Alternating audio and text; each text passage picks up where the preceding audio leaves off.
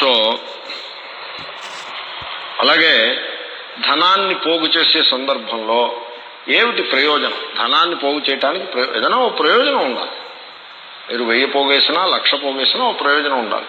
ఇగో ఈ మంచి పని ఉంది, దీనికి ధనం మనం వినియోగించగలుగుతాము కాబట్టి పోగేద్దాము, తప్పులేదు.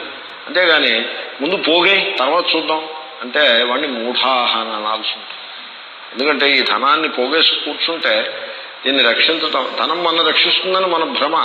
ధనం మనల్ని ఎప్పుడూ రక్షించదు, మనమే ధనాన్ని రక్షించుకుంటూ కూర్చుంటాం. ధనం మనల్ని ఇప్పుడు కడుపులో పొట్లు వచ్చాయనుకోండి, ధనం ఏం రక్షిస్తుందండి? ట్యాబ్లెట్ ఉంటే రక్షిస్తుంది. కాదు డబ్బుంటే ట్యాబ్లెట్ రాదు. ఒకవేళ డబ్బుంటే ట్యాబ్లెట్ వచ్చినా హెల్త్, ఆరోగ్యం డబ్బు వల్ల రాదు. సో ఆరోగ్యం అంతఃకరణ శుద్ధి నుంచి వస్తుంది, కానీ డబ్బులను బట్టిను మెడిసిన్స్ని బట్టి ఆరోగ్యం వచ్చేది. చాలామంది ఏమనుకుంటారంటే పక్కనే మెడికల్ షాప్ ఉంది, పక్కనే హాస్పిటల్ ఉంది, ఇన్సూరెన్స్ కూడా తీసేసుకున్నాము, ఇంకా మనకి పర్వాలేదు అనుకుంటారు. వాళ్ళు ఎక్కువ దుఃఖాన్ని అనుభవిస్తారు. అది పొరపాటు.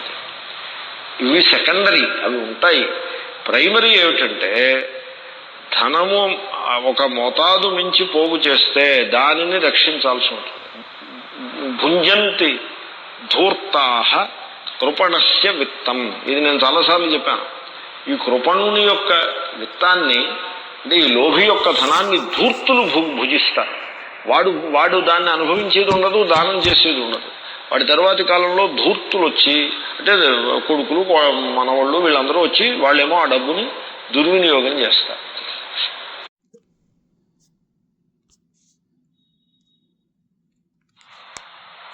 సో అలాగే ధనాన్ని పోగు చేసే సందర్భంలో ఏమిటి ప్రయోజనం? ధనాన్ని పోగు చేయడానికి ఏదైనా ఓ ప్రయోజనం ఉండాలి. మీరు 1000 పోగేసినా 1,00,000 పోగేసినా ఓ ప్రయోజనం ఉండాలి.